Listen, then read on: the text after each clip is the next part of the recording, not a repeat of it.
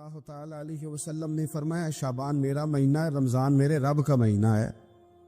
اتنی برکتوں والا مہینہ، اتنی شانوں والا مہینہ، آپ نے کچھ باتوں کا بڑا ہی خیال رکھنا۔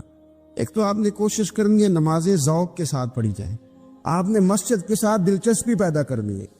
آپ یہ کہیں کہ زیادہ سے زیادہ میں نہ دوسروں کو نواز سکوں، میں نہ چپکے سے پہنچوں کسی غریب تک، خود سے جاؤں اور اس کو اپنا موسم سمجھیں جس کی وجہ سے اللہ آپ کو ثواب دے رہا ہے، اس کو موسم سمجھیں جس کی وجہ سے اجر مل رہا ہے۔ احساس ہم نے بہت زیادہ پیدا کرنا ہے۔ ہم نے دیکھنا ہے کہ میں کس جگہ میری ضرورت ہے، میں کس طرح کر کے کام آ سکتا ہوں، وہاں اپنی خدمات کو پیش کرنا ہے۔ میرے رسول پاک علیہ السلام نے فرمایا کہ جب رب نہ مانے تو پھر وہ کمزوروں کے صدقے مان جاتا ہے، پھر وہ ضعیفوں کے صدقے مان جاتا ہے۔ فرمایا اللہ تم سے بارشیں روکنا چاہتا ہے، پر تمہارے ضعیفوں، کمزوروں، غریبوں کے صدقے، مجبوروں کے صدقے وہ تم پر بارشیں برساتا ہے۔ حضور فرماتے رب اشغال اغبر لو اقسم علی اللہ لا برا۔ کچھ ایسے لوگ ہوتے ہیں کہ ان کے بالوں میں خاک پڑی ہوتی ہے، چہروں پہ مٹی الجھے ہوئے ہوتے ہیں، لیکن اگر وہ اللہ پہ قسم کھا لیں تو اللہ ان کی قسم بھی پوری کر دیتا ہے، قسم بھی۔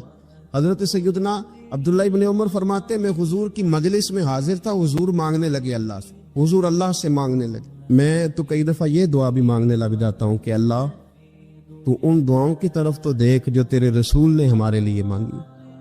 اللہ تو ہمیں تو نہیں نہ مانگنا آتا، نہیں طریقہ آتا، نہیں سلیقہ آتا، نہیں انداز آتا، ہم تو بے توجہ سے لوگ ہیں، بیٹھنے کا ڈھب نہیں آتا ہمیں تو ہاتھ اٹھانے کا سلیقہ نہیں آتا، ہم تو وضو کرنے کے اس طریقے سے آشنا نہیں پڑے۔ اللہ تیرے محبوب نے تو خوب مانگا ہے نا تجھ سے، تیرے پیارے حبیب علیہ السلام نے تو تجھے منایا ہے نا ہمارے حق میں، تو اللہ تو ان دعاؤں کی طرف تو دیکھ۔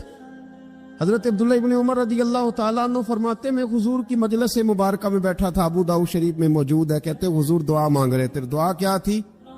دعا حضور یہ مانگ رہے تھے رب اغفر لی، یا اللہ ہمیں بخش دے، وتب علی، اللہ ہماری توبہ قبول فرما، انک انت التواب الرحیم، بے شک تو توبہ قبول کرنے والا اور رحم کرنے والا۔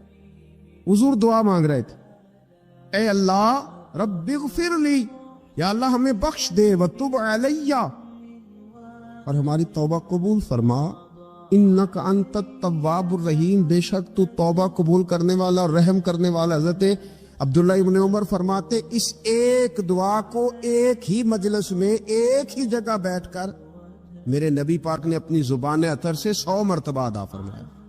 100 مرتبہ حضور نے یہ لفظ کہے رب اغفر لی وتب علی، رب اغفر لی وتب علی، رب اغفر لی، اے اللہ بخش دے، رحم فرما، وتب علی، بس قبول کر لے نا اب ہماری توبہ، انک انت التواب الرحیم، بے شک تو توبہ قبول کر لیا کرتا ہے، تو رحم فرمایا کرتا ہے۔ ایک ہی مجلس میں 100 دفعہ حضور نے دعا مانگی، دعا مانگ کے پھر دعا مانگی، اور دعا مانگ کے پھر دعا مانگ، اللہ کو منایا میرے رسول پاک۔ حضور نے ہمیں بتلایا اسے مناؤ، اس کی بارگاہ عالی مرتبت میں جھکو، اور حضور نے خود بھی یہ طریقہ ہمارے سامنے بطور سنت کے چھوڑا، اور پھر نبی پاک صلی اللہ علیہ وسلم نے آگے بڑھ کے ہمیں کچھ اور باتیں بھی ارشاد فرمائی۔ حضور نے ہمیں بتلایا کہ پچھلے لوگ اپنے رب کو کیسے مناتے تھے، وہ کس طرح اس کے حضور ناز عرض کرتے تھے۔ حضور نے ہمیں اللہ کو منانے کے طریقے بھی بتلائے، فرمایا جب ماں باپ دعا مانگیں گے اولاد کے حق میں تو وہ مان جائے گا۔ حضور علیہ السلام نے فرمایا جب مسافر دعا مانگے گا تو اللہ مان جائے گا۔ فرمایا میرے رسول کریم نے کہ جب بیمار دعا مانگے گا تو اللہ مان جائے گا۔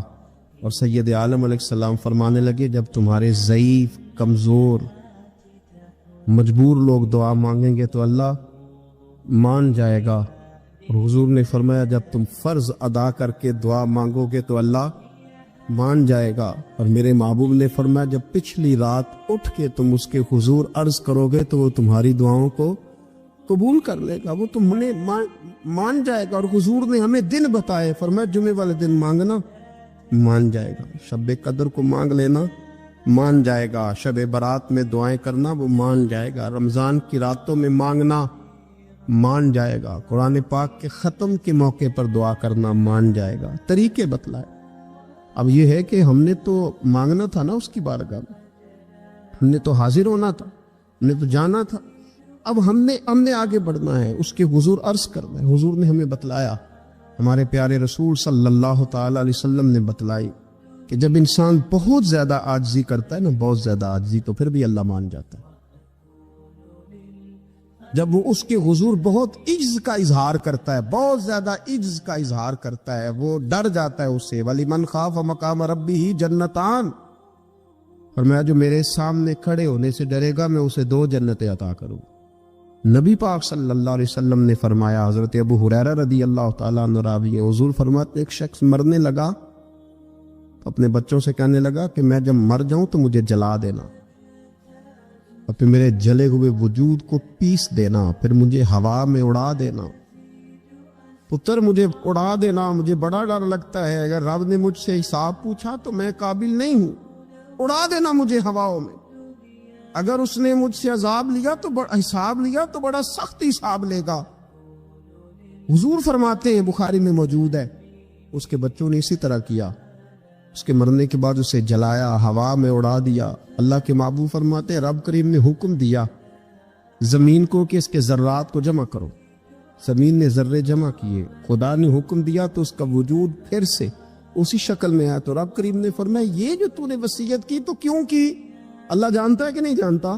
یہ کی تو کیوں کی؟ تو رو پڑا، کہنے لگا اللہ میرے اندر تو طاقت نہیں تھی تیرے سامنے کھڑا ہو کے حساب دے سکوں، تجھے منانے کے لیے تیرے خوف سے ڈر گیا، میں ڈر گیا۔ اگرچہ ہمارے بزرگوں نے لکھا ہے کہ آج یہ وصیت کرنا، اس رنگ میں یہ طرز اختیار کرنا درست نہیں، لیکن آپ غور فرمائیے کہ نبی پاک علیہ السلام فرماتے ہیں جب اس نے کہا نا اللہ تجھ سے ڈر کے یہ کیا،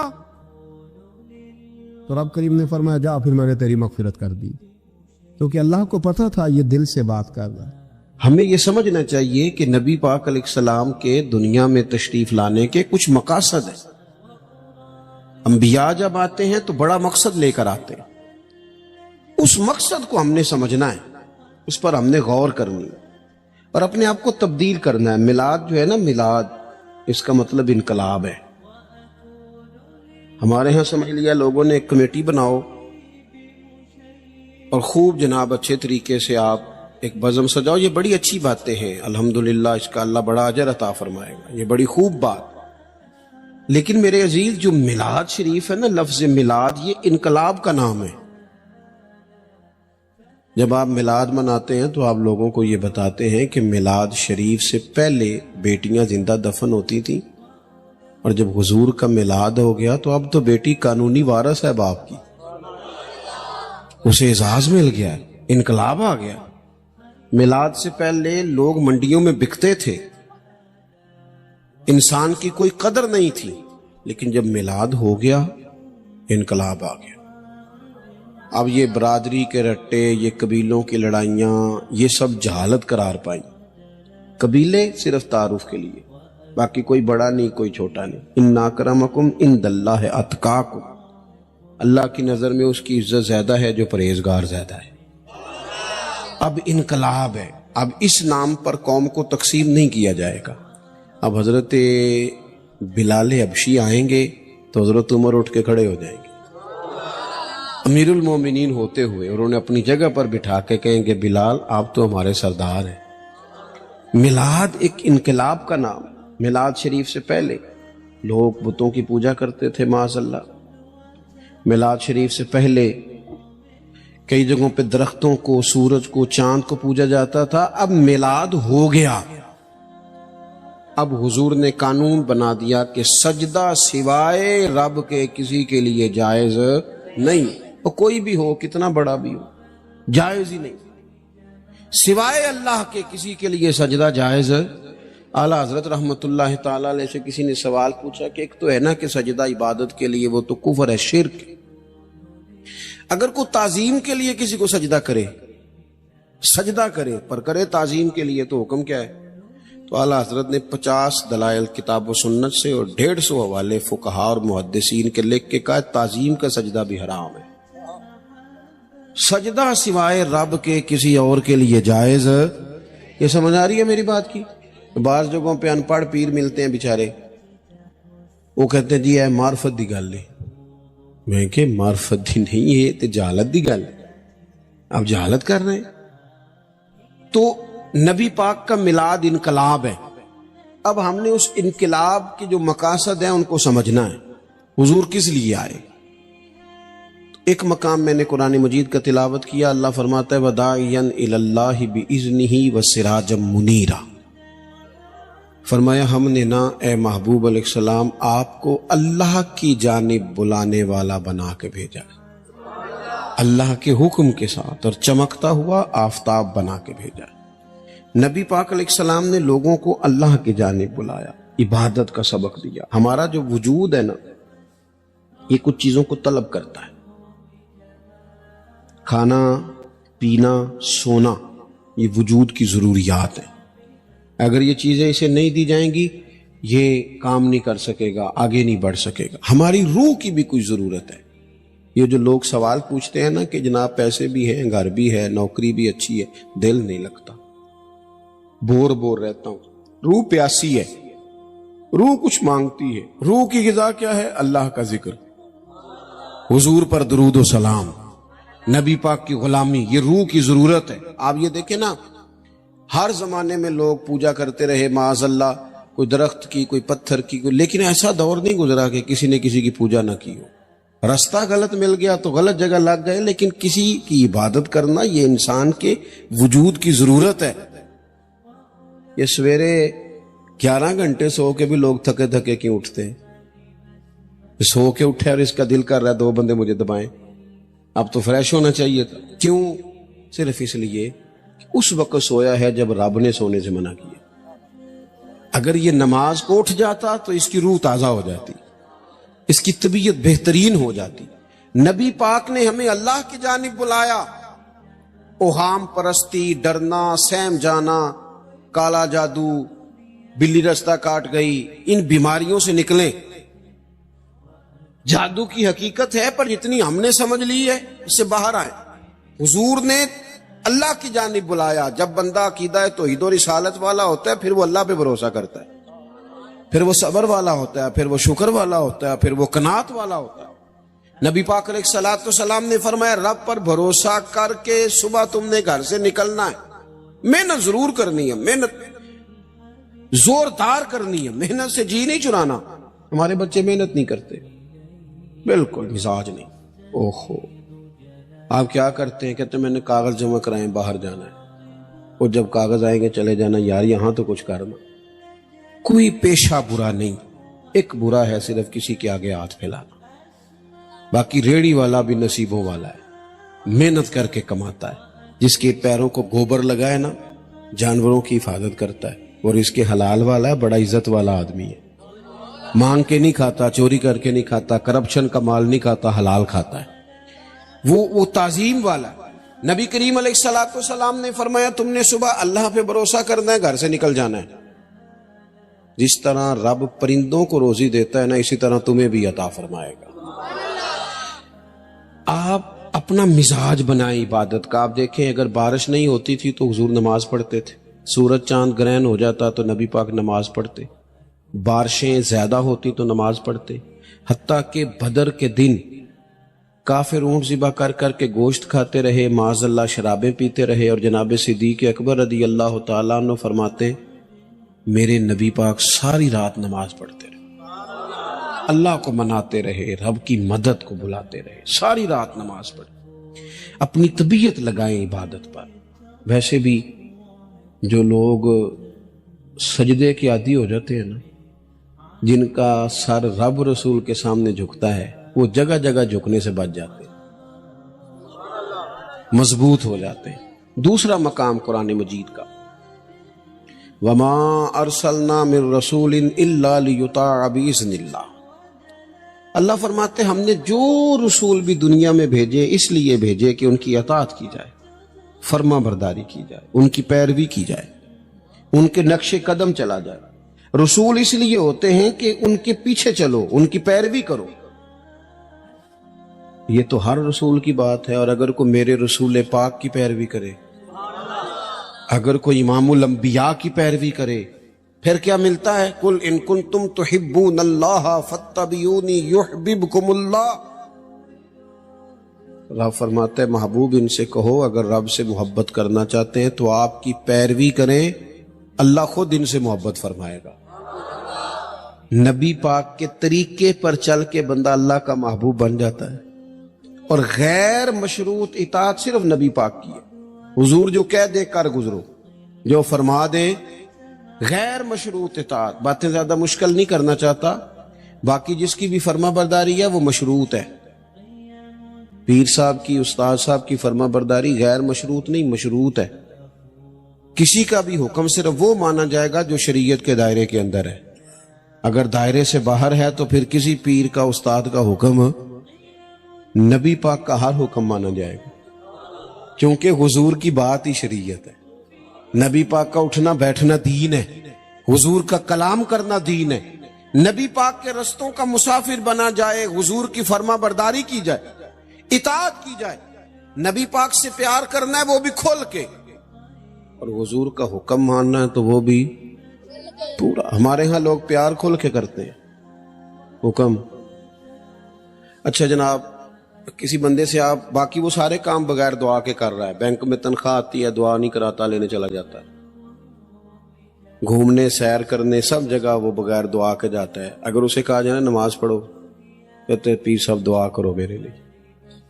میں کہ باقی تے کما دی نہیں دی یار، کدے دعا کرائی، باقی بھی کراتا نا. تو ایک کیوں مطلب ہم اس طرح کا مزاج بناتے ہیں؟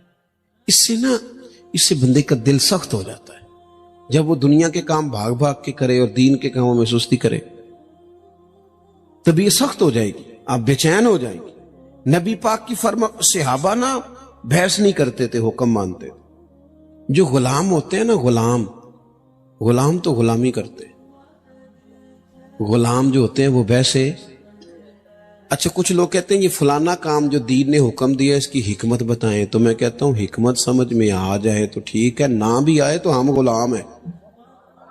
غلام حکمتیں پوچھا، آپ نے اپنے ملازم سے کہا جا 5 کلو چینی لے آ، تو اگر وہ پوچھے کہ کی کرنی جے، پوچھن دیں دے بولو.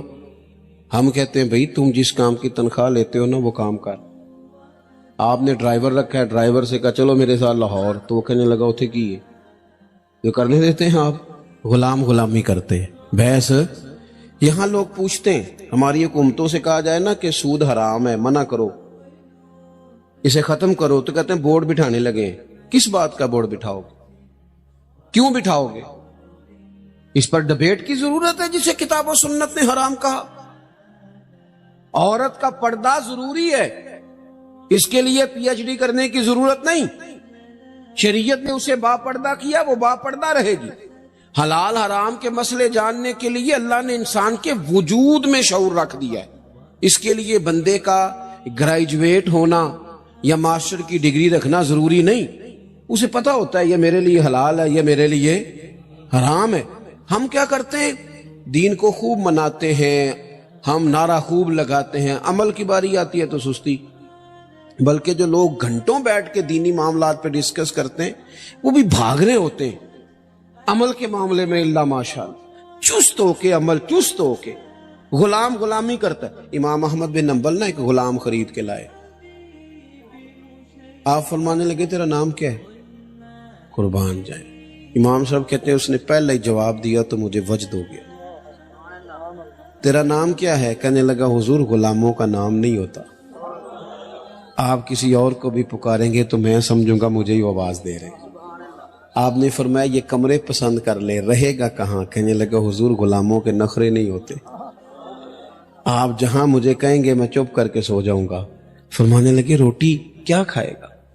کہنے لگا حضور میں غلام ہوں، میں نے غلامی کرنی ہے، کوئی ٹکڑا بچ گیا تو دے دینا.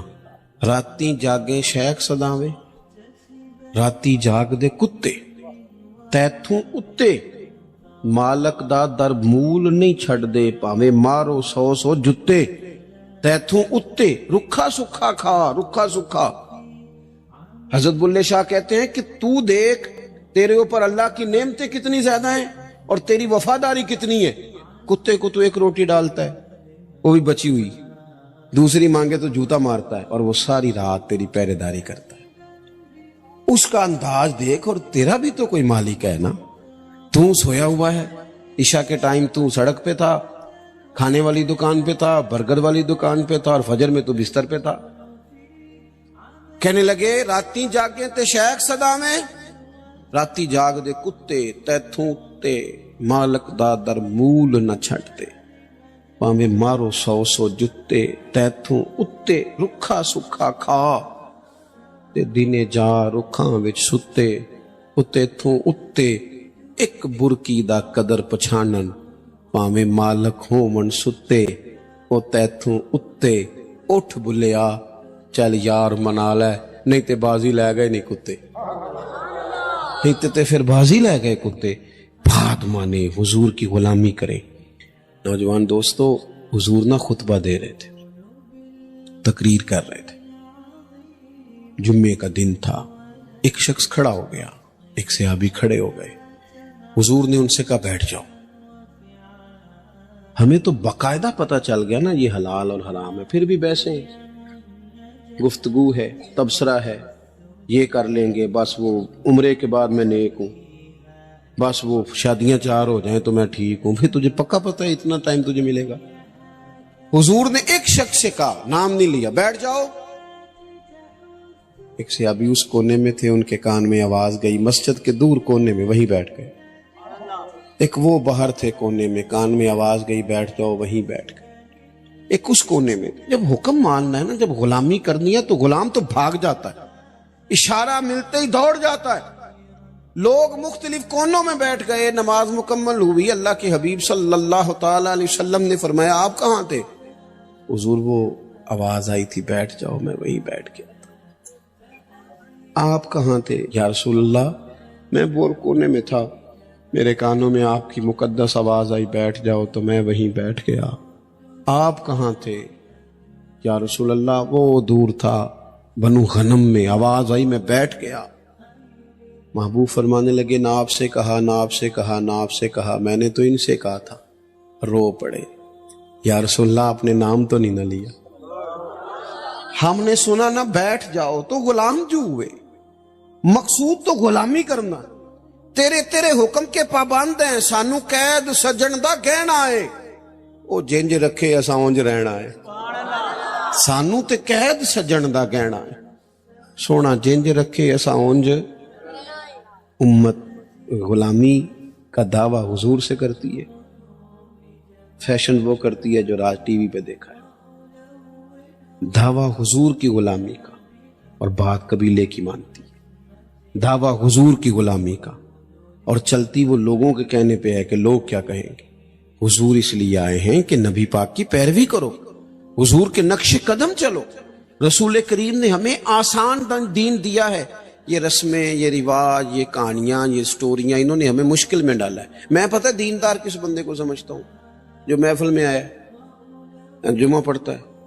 میری رائے یہ ہے, میں نے یہ سنا ہے اپنے بڑوں سے, کہ دیندار ہونے کا پتہ اس دن چلتا ہے جس دن گھر میں شادی ہوتی ہے.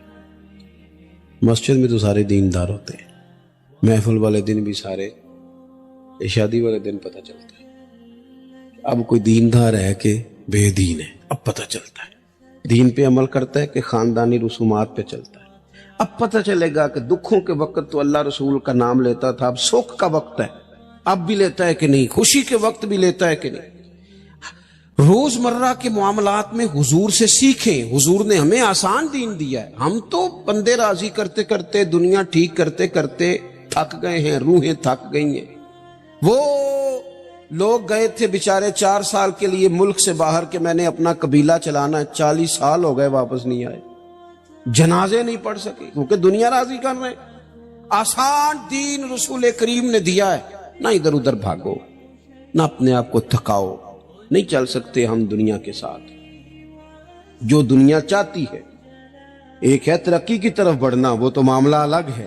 ایک ہے رسم و رواج, کہ میں تھوڑی دیر پہلے دوستوں کو کہہ رہا تھا, یہ ابھی کوئی 15-16 سال پہلے کی بات ہے, ہمارے خاندان میں ایک شادی تھی, تو میرے چچا جان نے دادا جان سے کہا کہ میرج ہال بک کرانا ہے بچی دی شادی. ਤੇ ਦਾਦੇ ਹੋਰੀ ਲੜ ਪਏ। ਉਹਨਾਂ ਕਿਹਾ ਧੀਆਂ ਘਰੋਂ ਰਵਾਨਾ ਕਰੀ ਦੀਆਂ। ਇਹ ਫਿਰ 15-16 ਸਾਲ ਹੀ ਲੰਘੇ ਨੇ, ਲੋਕਾਂ ਨੂੰ ਇਹ ਗੱਲ ਭੁੱਲੀ ਗਈ। ਹੁਣ ਘਰ ਕਰਾਇਆ ਤੇ ਉਹਨਾਂ ਕਹਿਣਾ ਖਰੇ ਪੇਂਡੂ ਨੇ, ਇਹਨਾਂ को खरे पैसे नहीं, लिहाजा मैरिज हाल पे मैरिज हाल। चल गए हम, थोड़ा टाइम लगता है, सारे साथ हो जाते। दादाजी कहने लगे पुत्र वो तियां घरों टोरी दियां ने। तो फिर बड़ी मुश्किल से उन्हें मनाया, इस शर्त पे माने कि रुखसती के वक्त बच्ची गार हो। आप मेरी बात को समझे, हम ना बिला वजह की आजमाइशों का शिकार है। हुजूर की पैरवी करें, आसान दीन मेरे रसूल पाक ने दिया, नबी पाक ने, लो सुनो बात, खुश हो जाओगे। हमारा हाँ मसला यह है कि दौलत तकसीम हो गई है, वो इस तरह तकसीम हुई है कि बाद लोग अमीर से अमीर तर हो गए और बाज गरीब से गरीब तर हो गए। हमारे पास जो 100 रुपये आता है वो हमारी अपनी मलकियत होता है, हम उसमें से किसी को 20 देने को तैयार है। हालांकि हक ये है कि अगर अल्लाह ने दिया है ना तो जरा बांट ले, बांटने से सुरूर बढ़ जाता है। मैं अपने दोस्तों को मशवरा दिया करता हूं कि 3 बंदों का खाना 4 भी खा सकते, 4 का खाना 6 खा लेते हैं, और खाना 6 का हो तो 10 को भी पूरा आ जाता है। शर्त यह है कि दस्तरखान छोटा भी हो पर दिल बड़ा हो, दिल बड़ा हो, गुंजाइश हो। हुजूर ने हमें क्या तरीका दिया? 10 दिनार थे नबी पाक के पास, हुजूर बाजार गए, 4 दिनार की कमीज खरीदी, पहन के हुजूर बाहर तशरीफ लाए तो एक अंसारी सहाबी ने अर्ज की, हुजूर मुझे नहीं दे देते? हुजूर उसी वक्त गए, पुराना कुर्ता पहना, कमीज उतार के दे दी, फिर जाके 4 दिनार की और खरीद के लाए। महबूब वापस आ रहे थे, 2 दिनार बचे हुए थे, एक खातून को देखा रो रही है। हुजूर ने फरमाया क्यों रोती हो?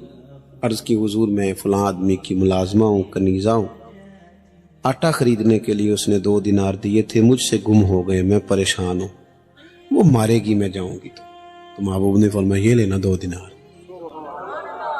असी पहला बंदे दा हिसाब भी बाबा करीदा है कि ये हकदार है कि हाँ बड़ा साहब। हम गए वो सैलाब ज़दगान की मदद करने के लिए, अल्लाह ने तौफीक दी, काफ़ी सारे लोग गए। वैसे हुण सैलाब वाले टुर गए ने सारे अपने अपने घरां जी, खबरां ठंडियां हो गई ने। हाँ असी खबरां ते चलन वाली कौम, ट्रेंड ते चलन वाले लोग। जे ट्रेंड चल रहा है तो असी भी नाराज हो गए हो ना, होया तो यार तुहाडी मेहरबानी, मैं टुर चला, बस ट्रेंड पे ना चलो, हकीकत पे चलो। 3रा महीना चढ़ गया, सड़कों पे बैठे हैं लोग। आपकी सारी जमातें, सियासी जमातें हुकूमत में, किसी की मरकज में है, किसी, कोई बंदा शोर ना करे कि मैं हुकूमत में नहीं।